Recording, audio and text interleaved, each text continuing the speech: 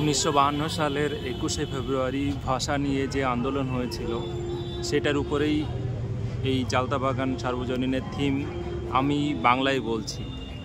সেখানে ভাষা শহীদদের স্মরণ করা হয়েছে বিভিন্ন রকমভাবে।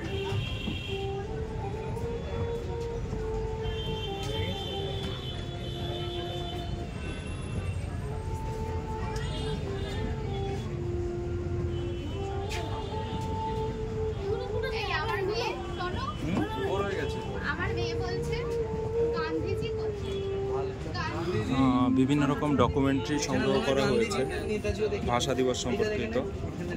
কাশী বোস লেনে নেতাজি সুভাষ চন্দ্র বোসকে দেখতে পাবো। ওকে, চলো আস্তে আস্তে ভিতরে যাই।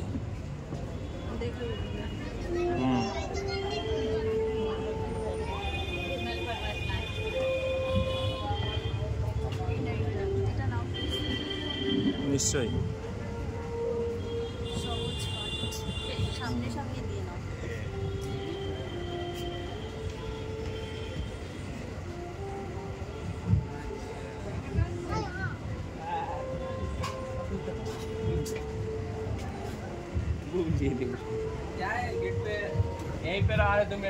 ব্যাকগ্রাউন্ডে হালকা মিউজিক চলছে, আমি বাংলার গান গাই সেটার উপর।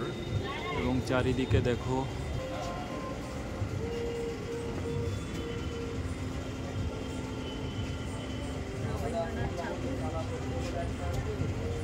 নন্দলাল বোস।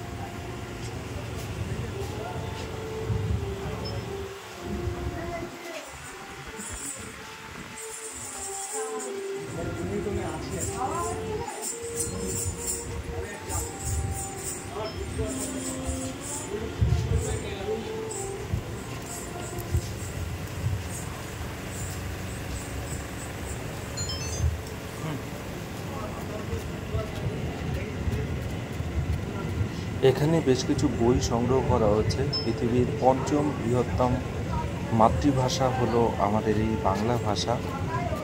এরপর আছে জাতীয় সঙ্গীত, ভারত এবং বাংলাদেশের জাতীয় সঙ্গীত হচ্ছে আমাদের এই বাংলা ভাষা, যেটা রবীন্দ্রনাথ ঠাকুরের লেখা। অনেক বইয়ের কালেকশন এখানে তোমরা দেখতে পাবে, যেখানে বাংলার মুখ আমি দেখিয়েছি জীবনানন্দ দাশের সেই অমর লাইন খুব সুন্দর সুতোর কাজ দিয়ে দেখানো হয়েছে। পুরোটাই সুতো দিয়ে তৈরি করা, সুতো বা জীবনানন্দ দাশের সেই অমর লাইন করেছে।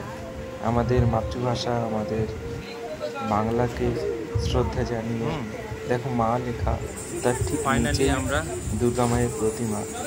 আর এখানে বিএল রয়ের একটা অবক্ষ মূর্তি, মা খুব সুন্দর লাগছে। দেখো মা থেকে প্রতিমা, নিচে মায়ের প্রতিমা, সেখান থেকে এবং ডান দিকে লক্ষ্মী, গণেশ, কার্তিক, সরস্বতী, অর্থাৎ তার উপরে লেখা আমি বাঙালি। ভাষা শুরুর দিকটা খুব সুন্দর করে এখানে উপস্থাপন করা হয়েছে। আবার দেখাচ্ছি তোমাদেরকে, দেখো ঠিক আছে, নো প্রবলেম। সমস্ত দিকে তো সুন্দরভাবে বাংলা ভাষাকে তুলে ধরা হয়েছে এবং যে বিখ্যাত কবি সাহিত্যিক যারা ছিলেন বাংলা ভাষার শুরু থেকে এখন অবধি সবাইকেই এখানটায় ট্রিবিউট দেওয়া হয়েছে।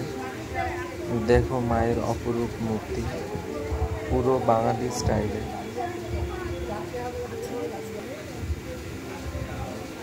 সো 2025-এ তোমরা অবশ্যই একবার ঘুরে যেতে পারো চালতা বাগান সার্বজনীন থেকে।